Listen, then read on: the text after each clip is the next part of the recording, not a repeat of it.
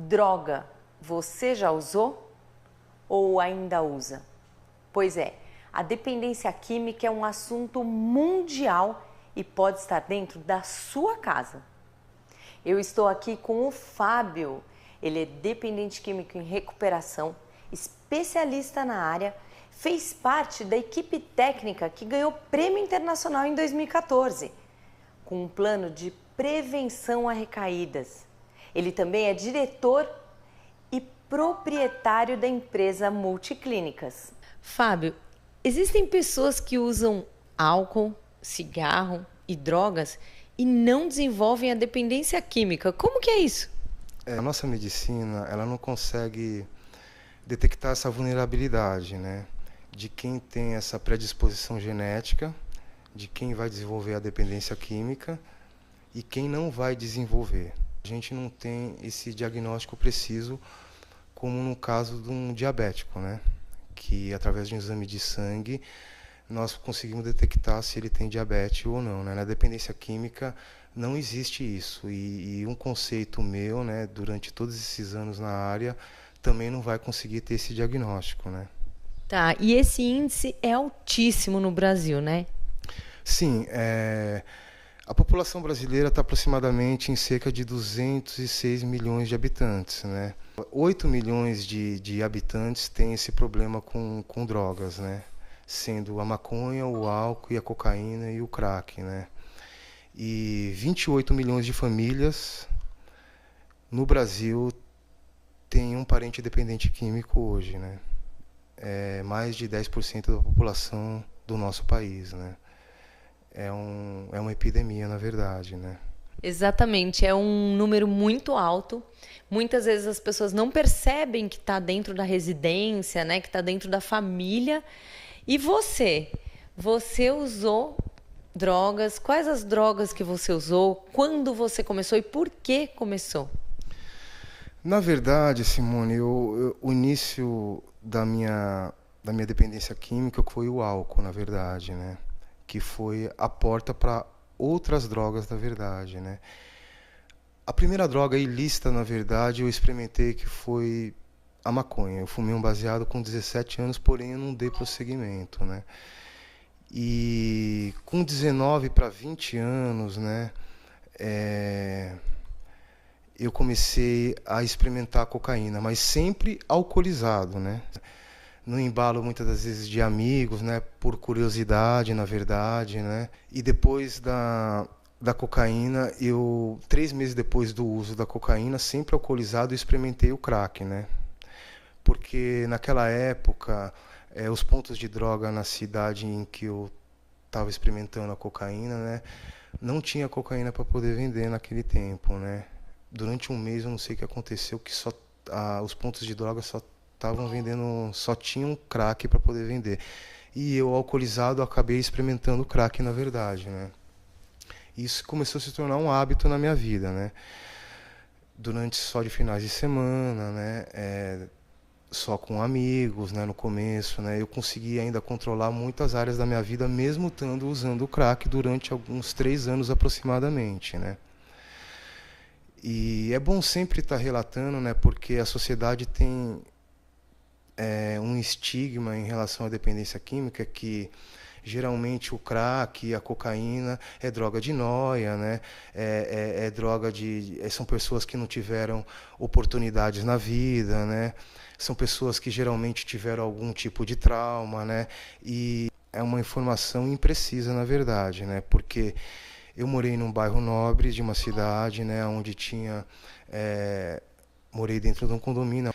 A minha família era de classe média. É bom sempre estar relatando isso, porque e nem por isso eu fui imune a esse tipo de situação, né? Exatamente. Muita gente acha que isso vai atingir só famílias de baixa renda ou pessoas que não tiveram oportunidades na vida. E isso a droga, a começar pelo cigarro, pelo álcool, que são drogas lícitas no Brasil.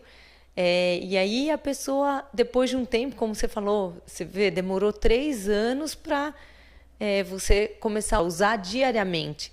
Porque as pessoas vão usando no final de semana, numa festinha, numa coisinha, e acha que nunca vai chegar ao ponto crucial que seria de eu sou dependente químico. E aí você vê que não é só isso, não é mesmo?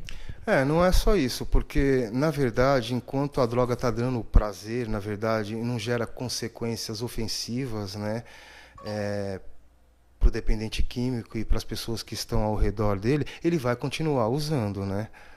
Então, é realmente uma doença progressiva, incurável e fatal, né?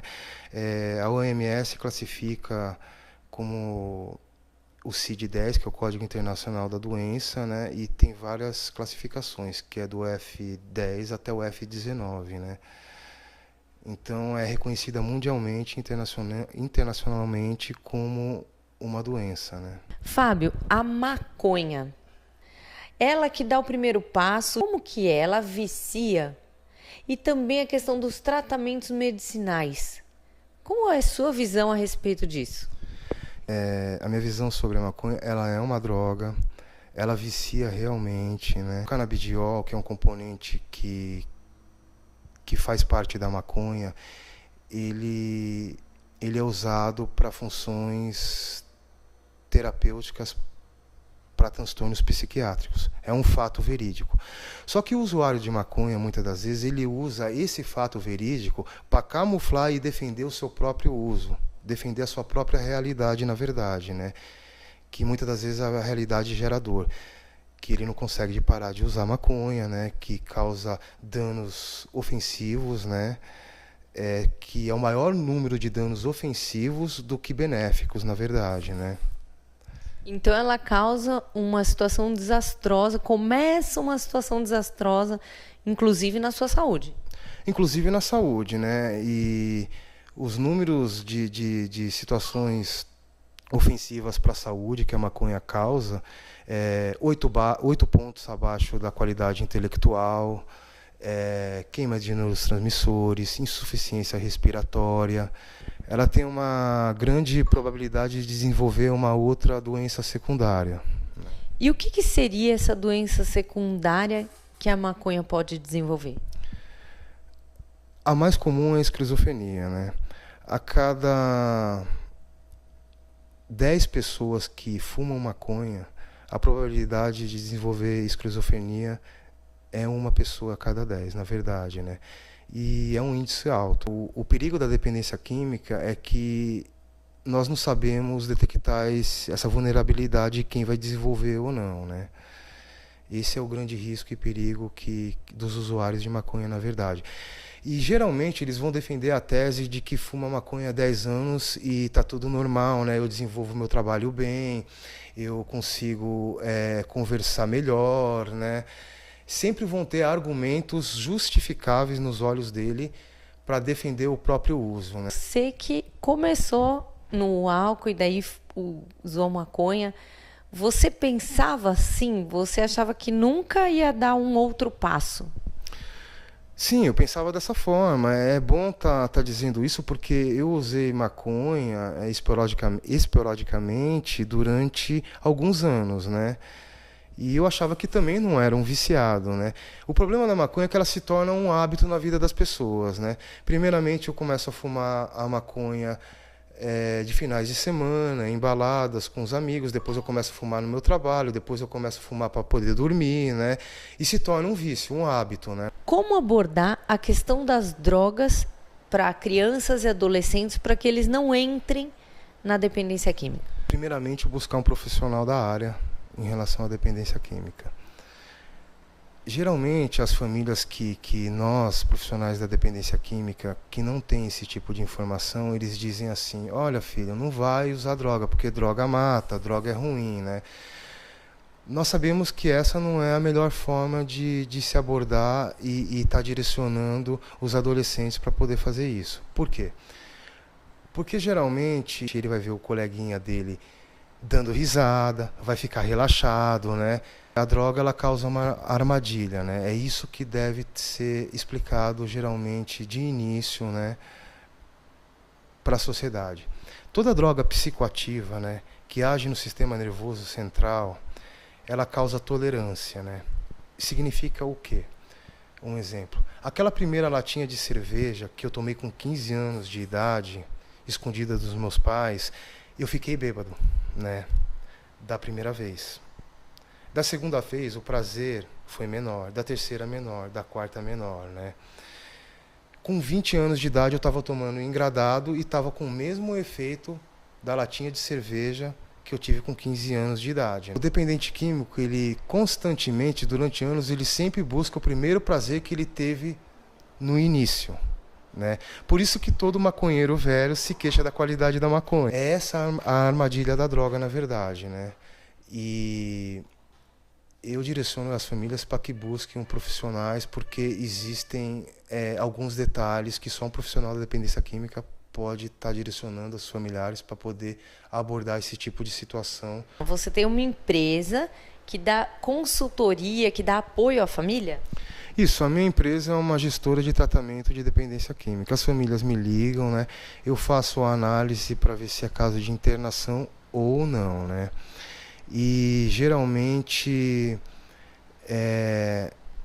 essas pessoas que me procuram, os familiares, eu estou montando um plano para cada dependente químico, né, que é encaminhado para uma clínica de recuperação, para que pós-tratamento tenha um plano de prevenção à recaída, para que não gere nenhum tipo de recaída física posteriormente, porque o índice ainda é alto em relação às recaídas, né? Uma grande porcentagem recai, na verdade, né?